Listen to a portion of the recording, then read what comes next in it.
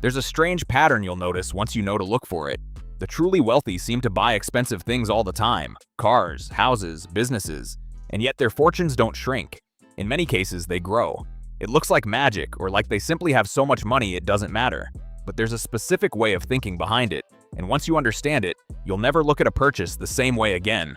The wealthy have quietly separated two things that most people treat as the same: buying something and paying for it out of their own pocket. To the average person, those are identical. You want the thing, so you hand over your money, and now the money is gone. To the wealthy, that's the amateur move. Their goal is to acquire the thing while keeping their own money working somewhere else. Let's make this concrete. Imagine two people both buy a rental property. The first pays for it entirely in cash. It's paid off, it's clean, it feels responsible. But now a large chunk of his money is locked inside one building, doing one job.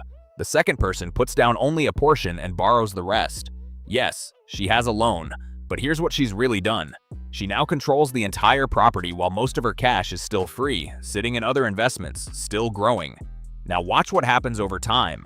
The property rises in value, but the first buyer's gain is measured against all the money he sank in.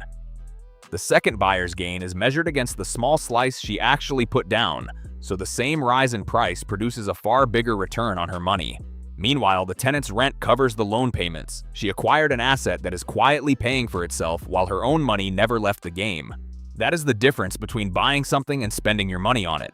This is the mental shift at the heart of how the wealthy operate. They are not trying to own things outright as fast as possible. They are trying to keep as much of their capital as possible in motion, earning, while using other tools, loans, other people's money, income from the asset itself, to actually pay for what they acquire. Their own cash is treated like a workforce. You never lay off the workforce just to buy furniture. The same logic runs through almost everything they do. A business owner doesn't drain the company's bank account to buy new equipment if that equipment can be financed by the extra revenue it generates. An investor doesn't sell his growing assets to fund a lifestyle if he can borrow against them instead and leave them compounding. Every purchase is filtered through one question: is there a way to get this without pulling my money out of the machine that's making me richer? And this is exactly where most people go wrong, in the opposite direction. The average person spends their own hard-earned cash on things that lose value the moment they're bought. The newer car, the bigger television, the upgraded phone. The money leaves and never comes back, and the thing it bought is worth less every year. The wealthy person, buying the same category of item, is constantly asking whether the purchase can pay for itself, appreciate, or at least be funded without touching the assets that are growing. Now, a serious warning, because this is where it gets dangerous if you copy it blindly. Borrowing to acquire things only works when what you're buying reliably produces income or grows in value greater than the cost of the loan. Used to acquire assets, this is how fortunes are built.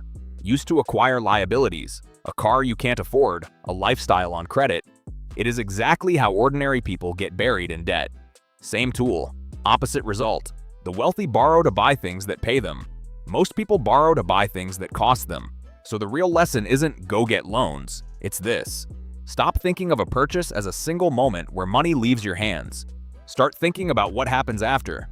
Whether the thing you bought works for you or works against you, and whether you could have acquired it while keeping your own money in motion. The wealthy rarely spend in the way you were taught. They deploy.